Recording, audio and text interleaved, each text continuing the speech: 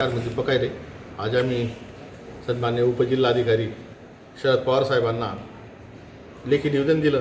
अजय शबरी वृत्त आयोगाचे 25-26 जे प्रकरणं दाखल केलेली होती त्या प्रकरणाची काहींची मुलाखत झाली, काहींची इंटरव्ह्यू झाली, काहींच्या समक्ष जागेवर येऊन पाहणी केली आदिवासी विभागाच्या अधिकाऱ्यांनी, आदिवासी विकास विभागाच्या अधिकाऱ्यांनी. परंतु आतापर्यंत त्यांच्या खात्यावर पैसे पडलेले नाहीत, म्हणून त्याचे कर्ज मंजूर झालेले, त्या मंजुरांना तात्काळ पैसे मिळावे म्हणून आम्ही सन्मान्य जिल्हाधिकारीकडे लेखी तक्रार केली, निवेदन दिलं.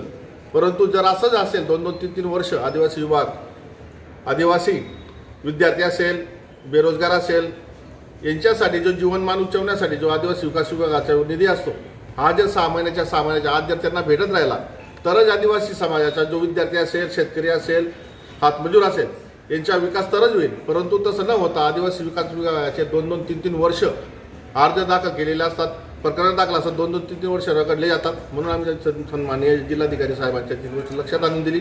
हे जर आम्हाला तात्काळ 1 महिन्याच्या आत सर्व प्रकरण मिळाले नाहीत शिंदखेडा तालुक्यात धुळे जिल्ह्यातल्या, तर आम्ही जन आंदोलन केल्याशिवाय राहणार.